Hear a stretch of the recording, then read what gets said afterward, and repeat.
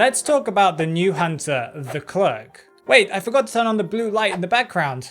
I'm lucky that I watched myself turn on the blue light earlier, so I can just get my shadow version to do it for me.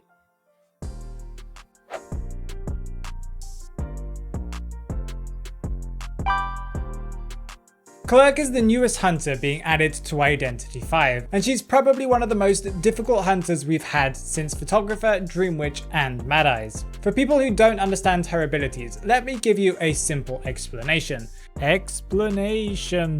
Basically, she has the ability to target a survivor or herself, similar to Nightmare's lock-on ability. For a short period of time, she will record what the character did during the recording time. She will remember interactions like pallet vaulting, pallet dropping, window vaulting, and even decoding will be saved into one of her 3 slots. By selecting an interactable object on the map that matches with one of the actions that she has got recorded, she can make a ghost repeat the action, or make it repeat it in reverse.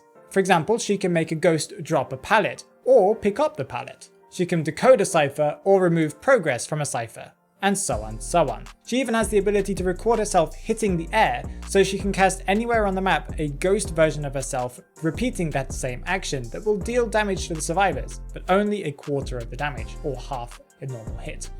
There is a little bit more to her than this, but this is really just the basic idea for her. I am extremely excited for this hunter. Her design is incredible, and the complexity of this character makes her someone you have to work hard to master, and that should be something that is quite rewarding, I think. When I first saw her, I thought that she would instantly jump up to be a meta hunter as soon as she was released. Yet, after a lot of thought and weakness searching, I can already see some of her massive flaws. Let's first talk about her strengths. She has some strong anti-kiting abilities. She can quickly break pallets by recording herself breaking pallets, and then use a ghost version of herself to break a pallet without her having to interact with it at all. At tier 1, she can use her abilities to block windows and block pallets, similar to Confined Space, but it's a little bit shorter. And it's also useful compared to Confined Space because you can apply this from a distance. She can use up key pallets by dropping them herself and then breaking them, ruining some of the strong kiting areas on each map. One of her most useful abilities is to use the aerial view to be able to check exit gates and cipher machines to see where all the survivors are. Some would say her reverse decoding ability is strong, but I would call it more of a gimmick, and not as useful or as practical as most people would think it is. This leads me to discuss her weaknesses. This hunter is heavily dependent on setup. She has almost no abilities in the early game and is so dependent on survivors doing the actions that she wants them to do when she wants them to do it. And let's just say most players, at least in mid to high tiers, aren't bots. Time and time again, we see witch hunters rise to the top, and the reasons why they do. For example, Wu Chang isn't an S tier hunter because he lacks a lot of early game pressure, and he doesn't have any anti-kiting abilities in the beginning. Technically, Clerk enters the match with nothing at all. I guess she does have the ability to record herself attacking, but this only does do quarter of damage, and it is a much weaker version of Violinist's notes and seems easy to avoid, at least in theory. With the current state of the game, I think that Clerk will finally have her tools available to her when there are 2 cipher machines remaining, and that is a problem because her abilities don't really snowball that much. To use her abilities, you need to choose a survivor in her field of view to record for a brief period of time.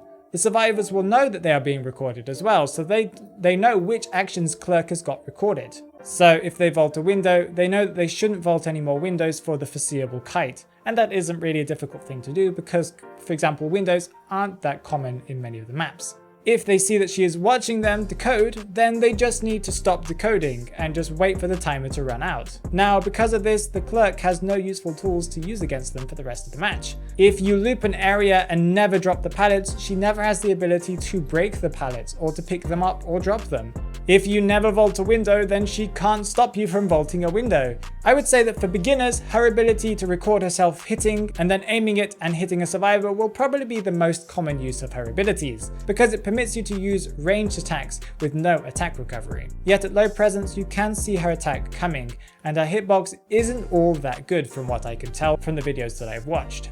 So in the case of you seeing the ghost version of the Clerk coming towards you, I think the best solution would be to run towards the ghost itself, because it can't react to your movements. If you run straight towards it, you can go straight through it and you'll never get hit by that hit, because it only does what it's been pre-recorded to do. For people who master her abilities, I am sure that they'll find other combinations with blocking windows and blocking exit gates to help them deal out a little extra damage. But the time it takes you to record yourself hitting, aim the attack, record yourself hitting again, or to have pre-recorded this before, feels like it isn't realistic and will only happen consistently in low tier matches. This leads me to talk about her camping abilities, or lack of camping.